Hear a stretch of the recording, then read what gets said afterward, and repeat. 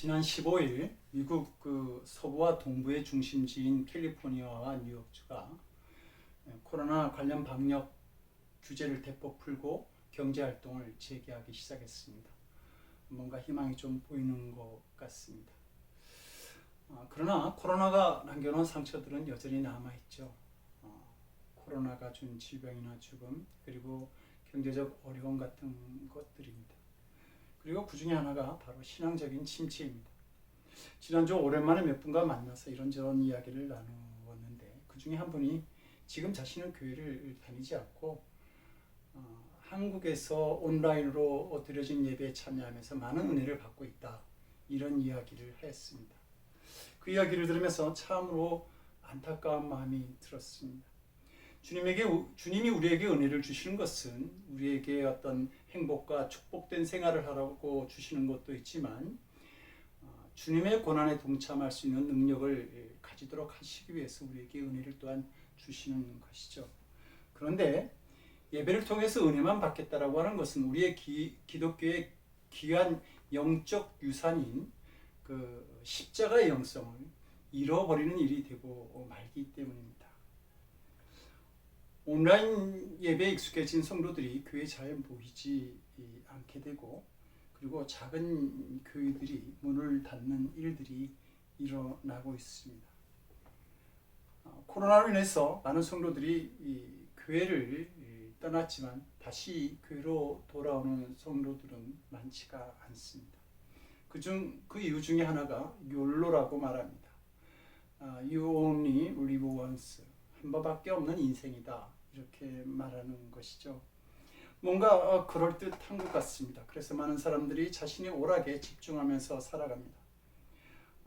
그런데 이 한 번밖에 없는 인생이라고는 말은 그 부활과 같은 하나님의 역사를 부정하고 있는 것이고 하나님의 살아계심을 인정하지 않겠다라고 하는 말입니다.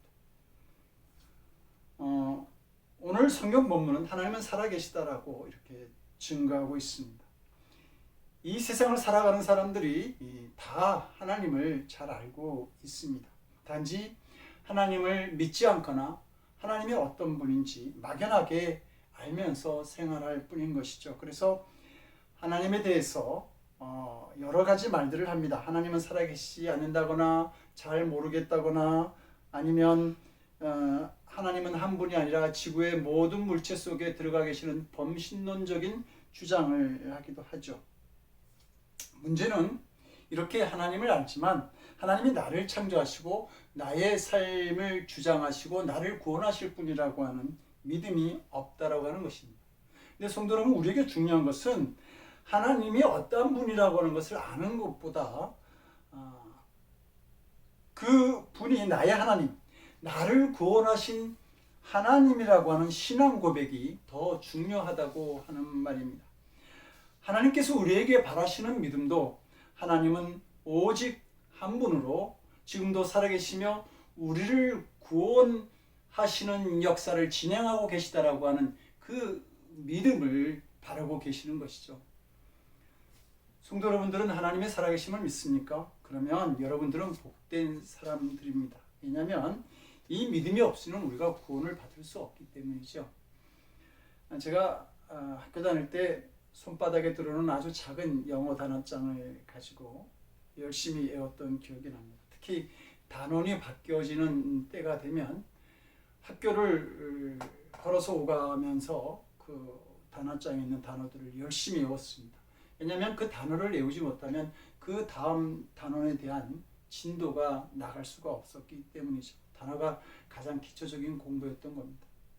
우리가 수학을 공부할 때도 수학의 기초 공식을 외우지 못하면 그 다음 단계로 또한 나아갈 수 없습니다. 마찬가지로 우리가 살아계신 하나님에 대한 신앙을 고백하지 못하고서는 그 다음 신앙의 단계로 나아갈 수 없다라고 하는 말입니다.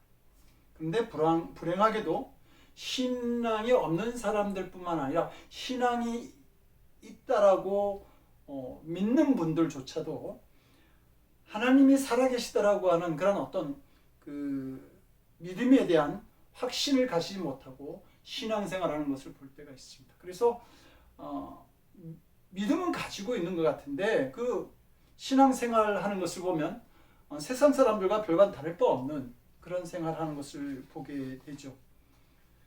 만약 하나님이 지금 우리 앞에 계신다라고 한다면 그 죄지을 용기가 있습니까? 아무 사람도 그렇게 하지 않을 것입니다. 하나님 앞에서 싸울 수 있겠습니까? 거짓말할 수 있겠습니까? 사람에게 사기를 칠 수 있겠습니까? 보이지 않으니까 안 계신 줄 아는 것이죠. 마귀가 성도들의 신앙생활을 해치고자 할 때에 가장 먼저 시작하는 것이 바로 살아계신 하나님에 대해서 의심하게 하는 마음입니다. 이 믿음이 흔들리게 되면 우리는 죄에 아주 약한 사람들이 될 수밖에 없습니다. 살아계신 하나님에 대한 믿음이 없으면 죄를 이길 힘이 없어지는 것입니다. 그래서 성도이면서 동시에 은밀하게 지키고 다니는 성도들이 많은 것이죠. 미국 어느 교회가 술집으로 사용하던 건물을 사서 옮기게 되었습니다. 그런데 술집 주인이 기르던 앵무새 한 마리를 교회에 선물하고 갑니다. 주일 아침이 되어서 목사님이 가운을 입고 강단에 올라가게 되자 그 앵무새가 세주인 이렇게 말합니다. 성가대가 성가대석에 올라서자 새로운 팀 이렇게 말하죠. 그런데 교인들이 이 예배당에 들어오게 되자 구소님 이렇게 말을 하더라는 겁니다. 그 중에 술집에서 늘 보던 그 손님들이 주일이면 교회에 찾아 나온 것입니다. 이렇게 삶의 모습으로는 살아계신 하나님에 대한 믿음을 부인하면서 자신이 구원받았다고 속고 사는 성도들이 많이 있다고 하는 것이죠. 성도 여러분, 그러면 하나님은 우리가 하나님을 알 수 없도록 그 자신의 모습을 꽁꽁 숨기고 감추는 분이신지요? 그렇지 않다고 본문에는 분명히 우리에게 말하고 있습니다. 하나님이 알만한 것이 저희 속에 보임이라 하나님께서 이를 저희에게 보이셨느니라. 창세로부터 그의 보이지 아니하는 것들 곧 그의 영원하신 능력과 신성이 그 만드신 만물에 분명히 보여 알게 되나니 그러므로 저희가 핑계치 못할지라 이렇게 말합니다. 우리가 하나님은 자신의 모습을 우리에게 분명하게 보여주시 않으셨기 때문에 우리는 살아계신 하나님을 알 수 없습니다 라는 말을 할 수 없을 정도로 분명하게 보여주셨다라고 하는 말입니다. 그래서 20절에서 핑계치 못한다 이렇게 말하는 것이죠. 그러면 우리는 어디에서 하나님의 모습을 찾아볼 수 있겠는가? 첫째로 본문은 저에게 나타내셨다 이렇게 말합니다. 이 저희라고 하는 말은 사람을 말하고 있습니다. 사람을 보면 하나님의 살아계심을 알게 된다라고 하는 말입니다. 말하자면 하나님의 살아계신 모습이 우리를 통해서 나타난다라고 하는 것이죠. 하나님은 우리를 창조하실 때 하나님의 영으로 창조하셨습니다. 우리 안에 하나님의 영이 있는 것이죠. 그래서 우리 안에 있는 하나님의 영이 하나님을 예배하고 경배하고 찬양토록 만드는 것입니다. 그래서 이사야 선지자는 하나님께서 우리를 창조하실 때 우리가 하나님을 찬양하도록 만드셨다고 그렇게 말하고 있는 것이죠. 이것이 바로 사람과 동물을 구분하는 기준이 되는 것입니다. 사람과 동물의 다른 점은 영적인 하나님을 경외하는 믿음을 가지고 있다고 하는 것이죠. 어느 나라를 가든 어떤 지역을 가든 간에 경배하는 믿음의 대상이 반드시 있습니다. 그 대상이 나무이든 동물이든 산이든 그 신에 대한 경배하는 신앙들이 있다고 하는 것이죠. 이것은 사람만이 가지는 영성인 것입니다. 우리는 동물 중에 가장 영리한 동물을 침팬지라고 말합니다. 그런데 그 침팬지가 하나님을 경배한다고 찬양을 하고 기도를 하고 예배를 드린다라고 하는 그러한 광경을 보신 적은 없을 것입니다. 저는 동물의 세계에 대해서 굉장히 많은 호기심 또 관심을 가지고 그런 프로들을 살펴보지만 동물들이 하나님을 찬양한다고 예배드리는 기사는 보지 못했습니다. 본문은 하나님을 알만한 것이 저희에게 보인다 이렇게 말하죠. 살아계신 하나님을 알만한 것이 사람들을 자세히 보면 알게 된다는 말입니다. 사람들은 이상하게도 고난을 당하게 되면 더 하나님을 찾아 나서는 것을 볼 수 있습니다. 하나님이 누구인지 어떤 분인지 가르쳐 주지도 않았는데 그들은 하나님을 찾아가고 하나님께로 돌아가고 그리고 믿음을 가지는 모습을 볼 수 있습니다. 왜 그런가? 하나님께서 우리에게 주신 영이 있기 때문이죠. 그래서 그 영의 지도를 찾아서 그 따라서 하나님을 찾아가는 것입니다. 그래서 욥기 32장 8절은 이 일에 대해서 사람의 속에는 영이 있고 그리고 전능자의 숨결이 사람에게 깨달음을 주신다 이렇게 가르치고 있습니다. 그래서 자석에 이끌리듯 본능적으로 하나님께 나아가고 또 하나님을 알고 경배하게 되는 것입니다. 두 번째로 하나님께서 만드신 만물을 통해서 우리는 살아계신 하나님을 알게 된다 말하고 있습니다. 영국의 물리학자 호킹 박사는 신은 없다 이렇게 말하면서 신을 대신할 수 있는 것이 과학이다 이렇게 말했습니다. 그래서 그는 과학이 신이라고 하는 정의까지 내리죠. 그런데 과학은 신이라고 이렇게 주장한 호킹 박사가 어떻게 우주가 창조되었는가라고 하는 이 이론에는 과학을 동원하지 않습니다. 왜냐하면 우주 생성의 원리를 과학으로 증명할 수 없기 때문입니다. 오히려 많은 과학자들이 우주를 연구하면 할수록 어떻게 이렇게 오묘한 질서를 지켜가면서 우주가 유지될 수 있는가? 라고 하는 어떤 자신들의 퀘션 마크 속에서 그 대답을 하나님에게서 찾는 것을 우리가 볼 수 있습니다. 예를 들어서 지구의 공전 속도가 초속 30km라고 합니다. 이 속도는 시속 1000km를 날아가는 비행기의 약 100배의 빠르기라고 하죠. 정말 상상이 되지 않는 그런 속도입니다. 그런데 이 공정 속도가 지구의 가장 이상적인 속도라고 합니다. 만약 이보다 지구가 빨리 돈다고 한다면 지구는 그 공전 궤도를 이탈해서 태양으로부터 떨어져 나가게 될 것이고 그리고 이보다 늦게 돈다고 한다면 지구는 태양으로 빨려 들어가서 녹아버리고 만다고 합니다. 그리고 이런 속도로 날아가는 지구에 중력이 없다고 한다면 지구상에 있는 모든 사람들이 다 지구 밖으로 튕겨져 나가게 되는데 이 지구에 중력이 있기 때문에 이 지구에서 안정적으로 편안하게 생활할 수 있게 된다고 하는 것이죠. 근데 이 놀라운 일들은 바로 과학적인 사건이 아니라 전능하신 창조주 하나님께서만이 하실 수 있는 일이라고 하는 것입니다. 성도 여러분, 저는 지금 이 나뭇잎 하나를 들고 있는데요. 과학의 힘으로 이 나뭇잎을 만들 수 있습니까? 서로는 다른 종끼리 교배를 해서 다른 종을 만들어낼 수 있을지는 모르지만 이 자연에 있는 이 작은 나무 잎사귀 하나 과학의 힘으로 만들어내지 못하고 있는 것이죠. 사람들은 우리 인류의 탄생을 진화론에서 찾습니다. 그래서 사람이 어떻게 이 지구상에 존재하게 되었는가를 설명해야 되는데 찾을 수가 없으니 아베와 같은 그 미생물이 진화해서 인간이 되었다 이렇게 말하죠. 그러면 성도 여러분, 이 잎사귀도 진화해서 만들어진 겁니까? 아니면 과학이 만들어 놓은 것입니까?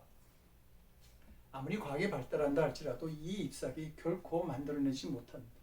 그래서 시편 기자는 하늘이 하나님의 영광을 선포하고 궁창이 그의 손으로 하신 일을 나타내는도다 이렇게 말하고 있습니다. 본문은 분명하게 하나님의 살아계심과 능력을 하나님께서 만드신 그 만물 속에 분명히 보여 알도록 하셨다 이렇게 말합니다. 그런데도 사람들은 살아계신 하나님을 믿지 않으려고 하죠.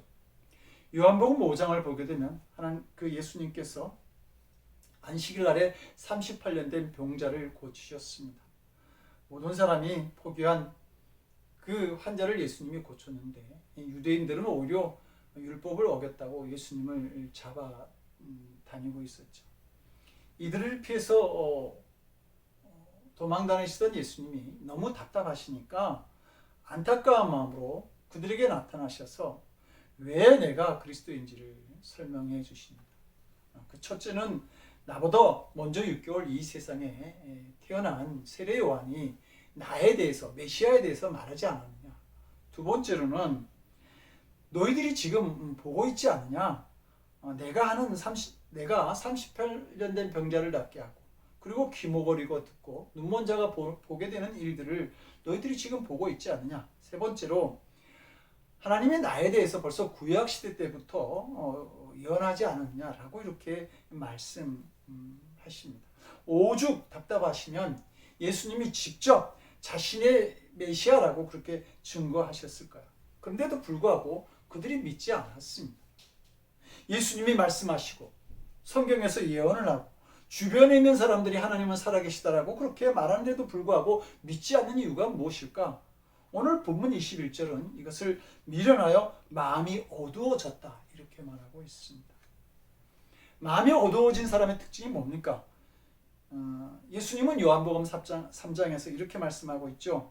그 정죄는 이것이니 곧 빛이 세상에 왔을 때 사람들이 자기들의 행위가 악함으로 빛보다 어둠을 더 사랑한 것이니라. 악을 행하는 자마다 빛을 미워하여 빛으로 오지 아니하나니 이는 그 행위가 드러날까 함이라 이렇게 말합니다. 마음이 어두워진 사람들은 빛보다 어둠을 더 사랑하게 되는 것이죠. 그런 사람들에게 하나님이 주시는 어떤 정죄, 그 벌이 있는데 그것은 사람들이 자신들의 악한 행위가 드러날까 염려되어서 빛으로 오지 않는다라고 하는 겁니다. 그렇게 되면 어둠을 더 사랑하게 되고 어둠에 깊이 빠지게 되고 어둠 속에서 생활하는 사람이 될 수밖에 없는 것입니다. 그리고 하나님은 그런 그들을 그냥 어둠 속에 내버려 두시는 것이죠. 그렇게 죄 짓는 생활을 즐기게 그냥 내버려 두는 것이 그 하나님께서 믿음이 없는 자들에게 주시는 그 벌이요 진노라고 하는 것입니다. 이런 생활에 너무 빠지게 되면 계속 하다 보면 나중에는 아예 하나님께로 돌아올 수 있는 길조차 잊어버리게 되는 것입니다.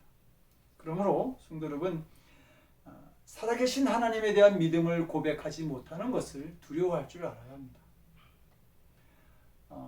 성도 여러분들은 죄 짓는 생활을 하면 더 재미있을 것 같습니까? 제가 첫 목회지를 강원도 홍천에서 했는데요. 목회를 하면서 이제 초등학생, 중학생들, 학생들이 점점 늘어나기 시작했습니다. 그리고 그 가운데는 처음에 믿음을 갖게 된 학생이 있었는데 그 학생이 죽기 전에 구원받았으면 좋겠어요. 세상 재미를 다 즐기고 천국까지 가면 좋잖아요. 이렇게 이야기를 하는 겁니다. 근데 여러분, 이 영악한 말이 중학생의 한 말이라고 하면 믿어집니까? 그 마귀가 그 안에서 하는 소리인 것이죠. 그런데 맞는 말처럼 들리지 않습니까? 그러나 우리가 잘 알아야 될 것은 우리가 그런 인생을 살아갈 수도 없습니다. 그런 인생이 있을 수도 없고요. 그리고 죄 가운데 사는 것 자체가 고통스러운 일임을 알아야 됩니다. 여러분들 술 마시면 기분 좋아집니까? 그렇다 해서 술 자꾸 마시면 어떻게 됩니까? 엄청난 고통에 시달리고 죽음까지 가게 되는 것이 인간이 주는 오락이라고 하는 것이죠. 그런 고통이 있음에도 불구하고 계속 그렇게 오락에 빠져서 그렇게 죄 지으면서 살게 되면 나중에 자기 인생을 되돌아볼 때 얼마나 그 허망하고 정말 그 후회가 남는 이 인생으로 남는지 모릅니다. 처음일 때 혹은 순간적으로 재미있을지는 모르겠지만 그 생활을 계속하게 되면 순식간에 자기 인생이 사라지는 것을 보게 되는 것입니다. 그리고 더 큰 문제는 이 죄 지은 생활을 하게 되면 이 죄로부터 자유하지 못하고 자꾸 죄에 끌려다니는 생활을 하게 되는 것입니다. 그래서 잠언 26장 11절은 그 죄신자의 모습에 대해서 개가 그 토한 것을 도로 먹는 것 같이 미련한 자는 그 미련한 것을 거듭 행하니라 이렇게 말합니다. 그러면서 그 잠언 14장 9절은 미련한 자는 죄를 심상히 여긴다. 즉 미련한 자는 죄를 가볍게 여기고 우습게 여긴다라고 하는 말입니다. 근데 로마서 6장 23절은 뭐라고 말합니까? 죄의 삭은 사망이다 이렇게 말합니다. 그러니까 그 죄가 자기를 죽이러 오고 있는데 그 미련한 자는 그 죄를 가볍게 여기면서 계속 그 짓을 하고 있다라고 하는 것이죠. 오늘 본문은 하나님이 살아계시지 않는다고 믿는 사람들이 어떤 마음으로 또 어떤 생활을 하고 있는지를 우리에게 가르쳐 주는데요. 하나님을 알되 하나님으로 영화롭게 아니하며 감사치도 아니하고 오히려 그 생각이 허망하여지며 미련한 마음이 어두워졌다, 이렇게 말합니다. 그들에게 감사가 없는 것이죠.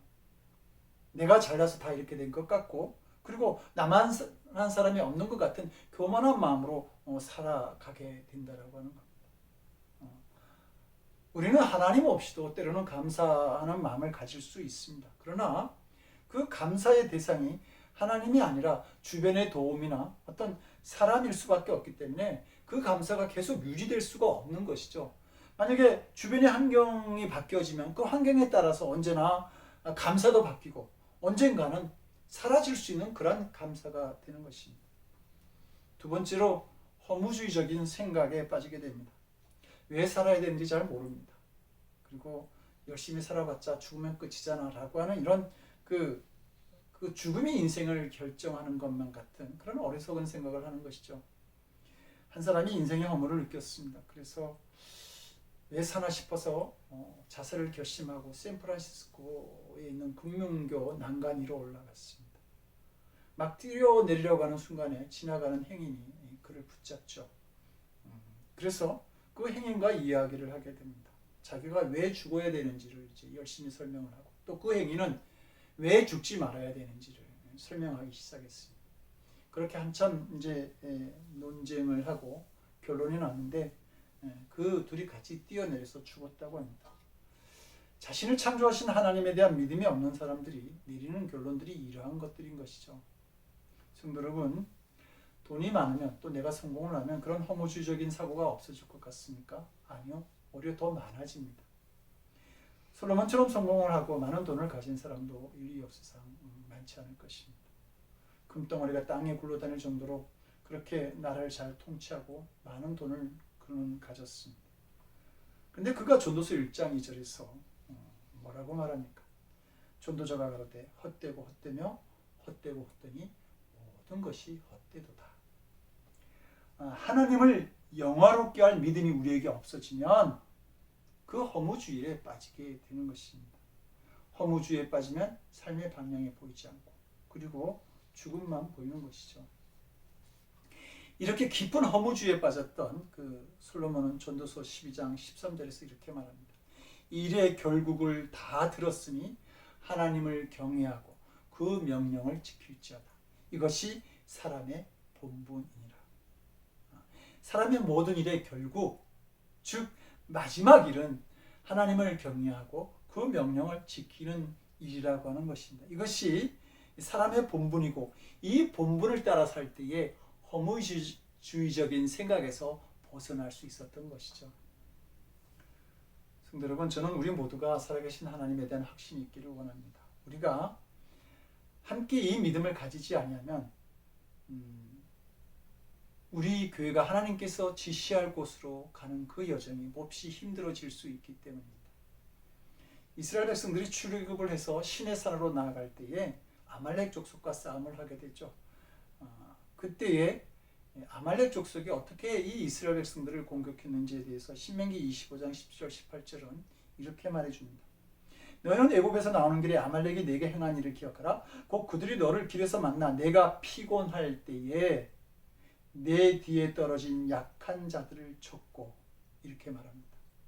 그러니까 오랜 행진으로 인해서 이스라엘 백성들이 피곤하고 힘들어할 때에 아말렉 군대가 등 뒤에서 공격을 했는데, 특히 기진맥진에서 그 행군에서 떨어진 사람들을 골라서 후방에서 기습했다라고 하는 말입니다.